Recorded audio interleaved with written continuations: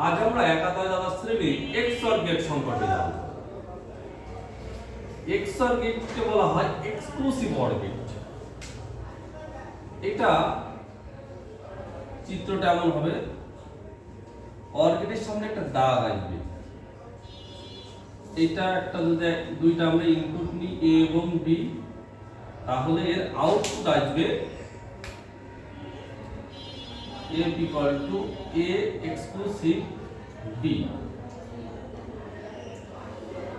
এটা যদি ভাঙা হয় তাহলে সূত্রটা এমন আসে A bar B plus A B bar. Exclusive OR gate বলে এটাকে, এবং এটাকে বাইনারি যোগের বর্তনী হিসেবে প্রকাশ করা যায়। তো এটা সত্যের সাইডে যদি আমরা করি,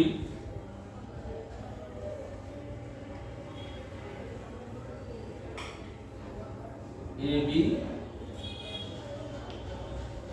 এবং আউটপুট F 0 0 1 1 0 1 0 1। দুইটা ইনপুটের কিন্তু আউটপুট সব সময় 0 0 1 1 0 1 0 1 নিতে হয়। তো এটা আউটপুট F এর মান প্রথমে আসবে, মান মনে রাখতে হবে বেজোড় সংখ্যা 1 থাকলে, একটা 1 থাকলে আউটপুট 1 হবে, দুইটা 0 থাকলে আউটপুট 0, দুইটা 1 থাকলে আউটপুট 0 হবে। এইভাবে কিন্তু XOR গেটে সত্য সারণ করা হয়। মনে রাখতে হবে বেজোড় সংখ্যা 1 থাকলে আউটপুট 1 আসবে, অন্য যে আউটপুটগুলো থাকবে সব 0 আসবে। আচ্ছা, এই XOR গেটকে আমরা মৌলিক গেটে বাস্তবায়ন করব আজকে। তাহলে আমাদের A B দুইটা ইনপুট আমরা নিলাম।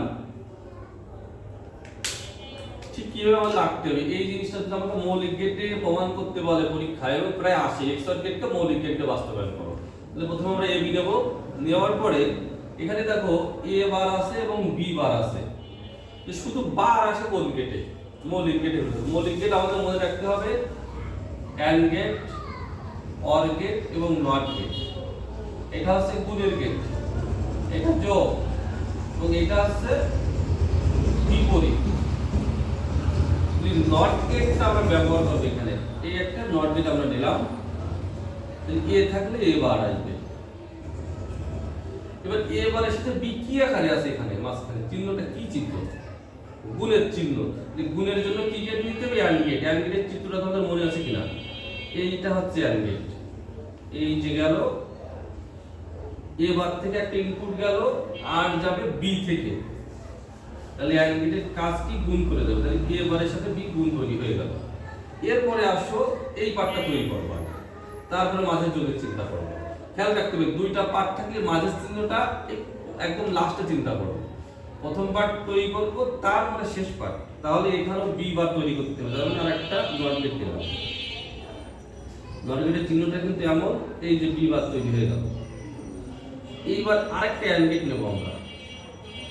এই যে B বার, এই যে A থেকে আরেকটা ইনপুট গেল, তাহলে এখানে তৈরি হলো AB বার। এইটাও দেখো এই একটা ইনপুট আর এই একটা, দুইটা ইনপুট তৈরি হয়ে গেছে। এখন মাঝখানে কি চিহ্ন আছে? যোগ চিহ্ন আছে। তাহলে যোগের জন্য কি গেট? OR gate. তাহলে OR গেটের চিহ্নটা কেমন? এই যে এখান থেকে একটা ইনপুট যাবে, এখান থেকে একটা ইনপুট যাবে, তাহলে A equal to A bar B plus AB বার। এই যে আমাদের তৈরি হয়ে গেল আউটপুট। ধন্যবাদ সকলকে।